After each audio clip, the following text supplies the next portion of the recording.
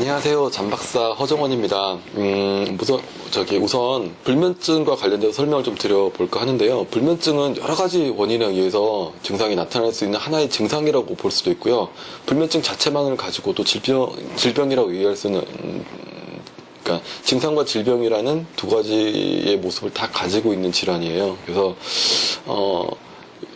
스트레스라든지 피로, 과로 등에 의해서도 쉽게 나타날 수 있는 증상인 만큼 누구나 평소에 잠을 잘 잔다고 얘기하시는 분들마저도 불면증에 노출될 수 있는 가능성은 매우 높다라고 할 수 있습니다. 근데 이런 불면증 환자분들을 치료함에 있어서 어떤 점이 가장 중요시 되고 있으며 그걸 한의학적으로 어떻게 치료하는지에 대해서 좀 설명을 드려볼까 하는데요.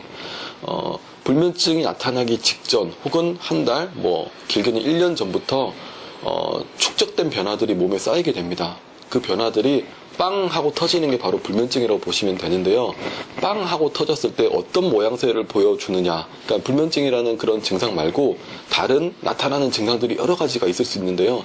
그런 양상들이 어떤 모습을 보여주느냐에 따라서 체질적으로나 오장육부의 어떤 그런 변화들을 캐치해낼 수가 있는 거죠. 예를 들어서 불면증이 왔는데 어떤 사람들은 극심한 피로를 호소하는 사람이 있는가 하면 어떤 사람들은 불면증이 와도 별로 피곤하진 않아요. 근데 좀 몸이 깔아앉고 불안하고 우울해요.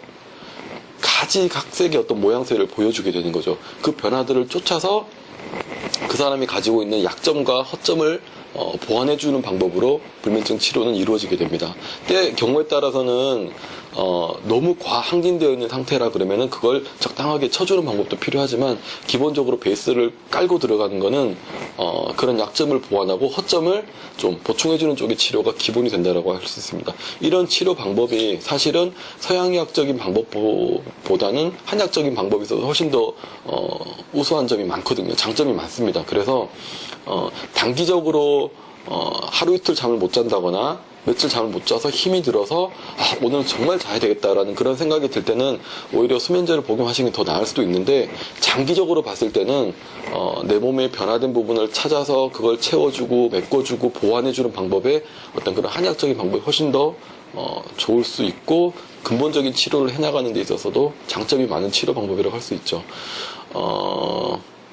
그런 의미에서 수면제를 이용하신다라고 한다면 저는 개인적으로 먹지 말라는 얘기는 안 합니다.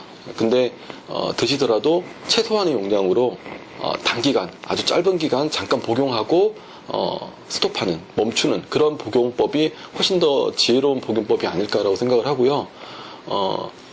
만약에 불면증이 지금 4주, 6주, 한 달, 2달 이렇게 넘어가고 있는 분이라면은 가급적이면 생활적인 부분에 있어서도 변화를 줄 필요가 있습니다.